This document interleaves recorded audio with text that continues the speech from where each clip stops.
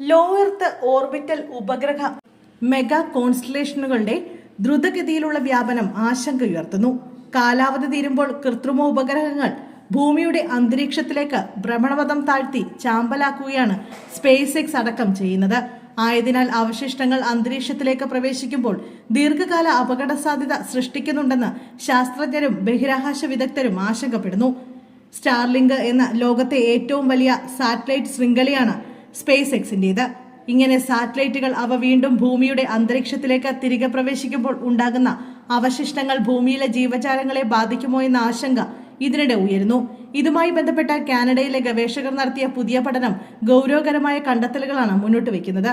University of British കൊളംബോയിലെ Evan Wright നേതൃത്വം നൽകിയ സംഘം 11 വ്യത്യസ്ത സാറ്റലൈറ്റ് മെഗാ കോൺസ്റ്റലേഷനുകളെ കുറിച്ചാണ് പഠനം നടത്തിയത്. ആകെ 73,369 കൃത്രിമ ഉപഗ്രഹങ്ങൾ ഉൾപ്പെടുന്ന ഈ കൂട്ടം അന്തരീക്ഷത്തിലേക്ക് മടങ്ങി വരുമ്പോൾ എന്ത് സംഭവിക്കാമെന്ന് ഗവേഷകർ ഈ പഠനത്തിൽ വിലയിരുത്തി.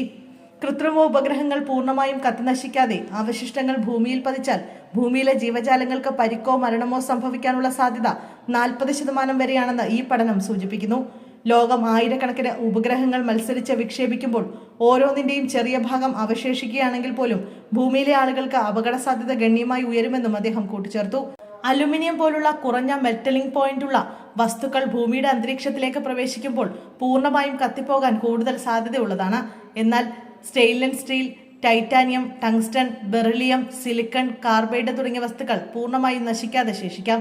ഇവ സാധാരണയായി ഇന്ധന ടാങ്കുകൾക്കും റിയാക്ഷൻ വീലുകൾക്കും ഉപയോഗിക്കുന്ന വസ്തുക്കളാണ്.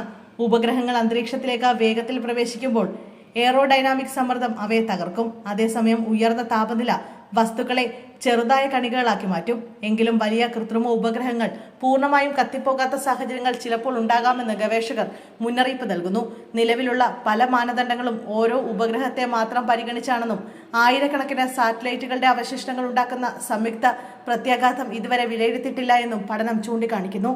ഇത്തരം അവശിഷ്ടങ്ങളെ നിയന്ത്രിച്ച് പ്രത്യേകിച്ച് സ്ഥലങ്ങളിലേക്ക് തിരിച്ചിറക്കിയില്ല എങ്കിൽ ഈ സാറ്റലൈറ്റ് അവശിഷ്ടങ്ങൾ യാദൃച്ഛികമായ പ്രദേശങ്ങളിൽ വീണ് ഭൂമിയിലെ അടിസ്ഥാന സൗകര്യങ്ങൾക്കും വിമാന ഗതാഗതത്തിനും ഉൾപ്പെടെ ഭീഷണിയാകാം എന്നും പഠനം പറയുന്നു. അതേസമയം ബഹിരാകാശ പേടക നിർമ്മാതാക്കൾ തങ്ങളുടെ ഉപഗ്രഹങ്ങൾ പൂർണ്ണമായും നശിപ്പിക്കാൻ ശ്രമിച്ചേക്കാം. എന്നാൽ പൂർണ്ണമായ അബ്ലേഷർ എത്രത്തോളം കൈവരിക്കാനാകും എന്നതിൽ ഗണ്യമായ അനിശ്ചിതത്വമുണ്ടെന്ന് റൈറ്റും സഹ ഗവേഷകരും കൂട്ടിച്ചേർക്കുന്നു. ഒരു ഉപഗ്രഹം പൂർണ്ണമായും കത്തിത്തീർന്നില്ലെങ്കിൽ അത് അപകട സാധ്യത സൃഷ്ടിക്കുന്നു.